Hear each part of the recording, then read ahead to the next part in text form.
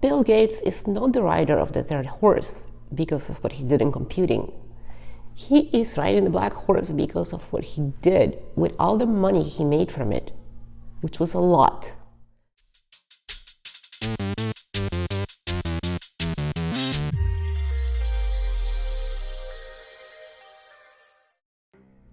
Mellow greetings, ladies and gentlemen. This is part 3 of a series of 4 videos about the 4 horses of the apocalypse and their riders, as I imagine them. If you're new here, please make sure to check out the other videos and hit the like button and subscribe. Let's move on to the black horse, written by Bill Gates. According to me, the Bible says in Revelations, "When the Lamb opened the 3rd seal, I heard the 3rd living creature say, 'Come and see.' I looked, and there before me was a black horse. Its rider was holding a pair of scales in his hands. Then I heard what sounded like a voice among the 4 living creatures saying, 'A quart of wheat for a day's wages, and 3 quarts of barley for a day's wages. I do not damage the oil and the wine.'" That's what Revelation says. So I am going to speculate that William Henry Gates is going to ride that black horse. He was born on October 28, 1955 in Seattle, Washington. His father was a senior lawyer and his mother an executive for a bank. At 13, Gates attended the private Lakeside School. It was here that he had his first introduction to computers. He taught himself to program in BASIC, and his parents' connections got him a job with a computer company, where his natural talent was given free rein. In 1973, Gates enrolled at Harvard, where he studied mathematics and computer science. However, he was more interested in pursuing his own coding, and when he saw an opportunity to found his own company, he dropped out of Harvard without finishing his degree. Gates founded Microsoft in 1976 when he formed a contract with a company called MITS, Microinstrumentation and Telemetry Systems, to develop a basic operating system for their new microcomputers. The big break for Microsoft came in 1980 when IBM approached them for a new basic operating system for its new computers. In the early 1980s, IBM was by far the leading PC manufacturer. However, increasingly, there were being developed many IBM PC clones, PCs produced by other companies compatible with IBM's. Microsoft worked hard to sell its operating system to these other companies. Thus, Microsoft was able to gain the dominant position of software manufacturer just as the personal computer market started to boom. Since its early dominance, other companies have struggled to displace Microsoft as the dominant provider of computer operating software. Programs like Microsoft Word and Excel have become the industry standard. And then there was Apple, equally or more greedy and demonic. Let the games begin.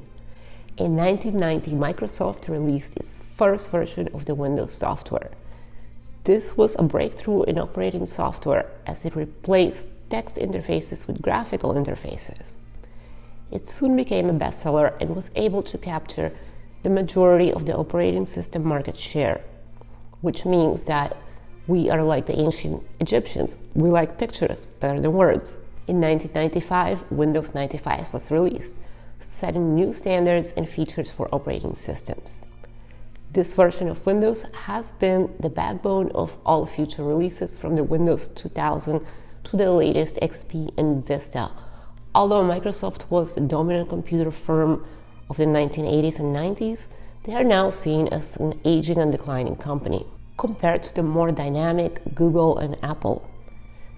Bill Gates is not the rider of the third horse because of what he did in computing.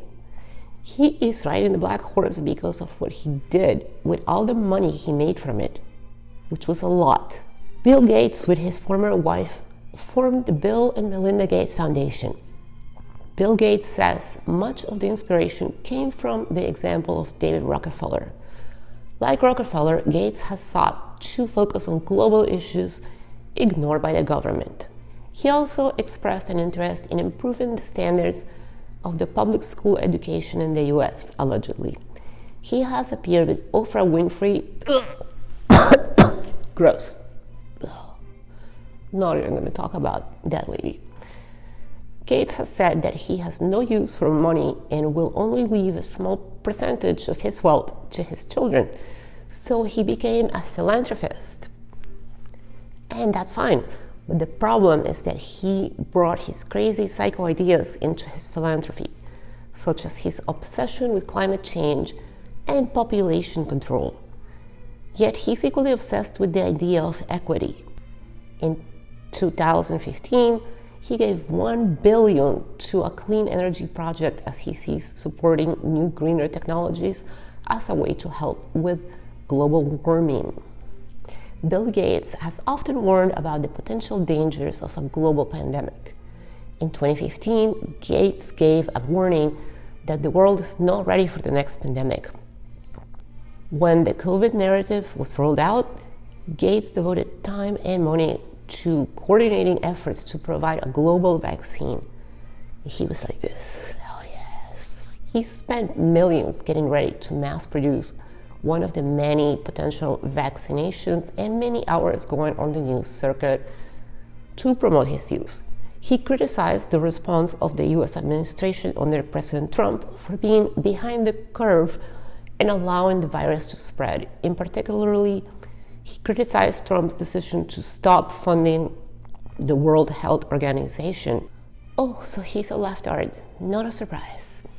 He has invested in dozens of companies, including Canadian National Railway, and is one of the largest owners of farmland in the US. In fact, lately Gates has been buying land like crazy, and I'm not talking like 40 acres plots, I'm talking major land grabs. Is this perhaps part of his plan for the Great Reset, where he and other elites own everything and we the people own nothing and like it? Maybe. Liberal fact checkers are in damage control mode after a month-old clip resurfaced showing Bill Gates sneering as CNN host Anderson Cooper discussed taking Social Security benefits from unvaccinated Americans. In a clip recirculating on social media from an August 4, 2021 CNN broadcast, Cooper asked Gates if the US should consider squeezing the unvaccinated with more restrictions, including taking away their benefits. Watch.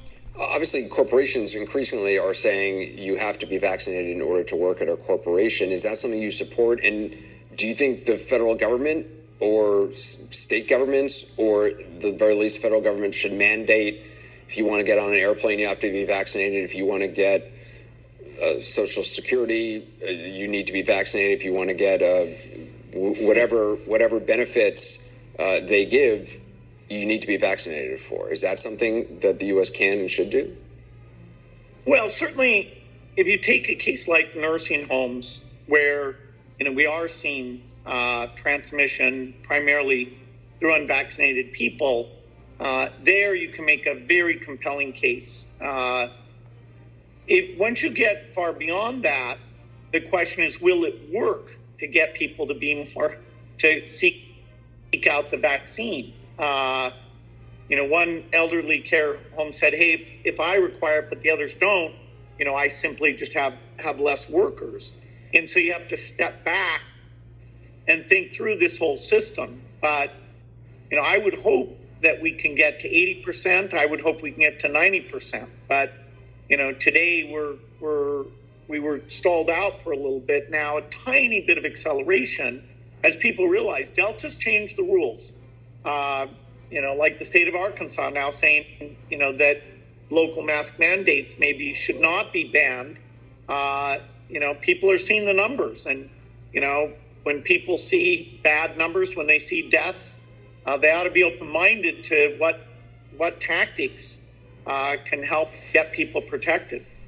A perceptive Twitter commentator noted Gates appeared to be having a full-blown orgasm as Cooper discussed the authoritarian restrictions.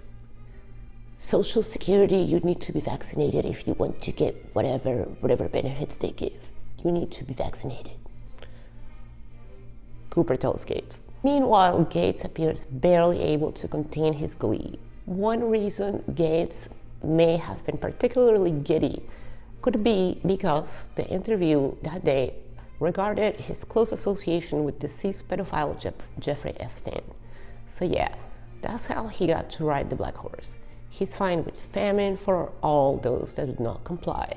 And he has some very, very shady friendships, like Jeffrey Epstein, the pedophile, with the island. In fact, it has been speculated that his recent divorce from Melinda was fueled by this very issue. Well, so that's what I have for the rider of the black horse, according to me, Bill Gates. Definitely an elitist globalist technocrat that would like to see most of us wiped out from the face of the earth and the rest of us living in pods. Stay tuned for the last video of this series, which will be horse number 4. And after that, I will post the Elevant video to give you something uplifting. So if you like good news and bad news, then stay with me, stay alert, stay alive, and stay strong. I'll see you on the next one. Bye.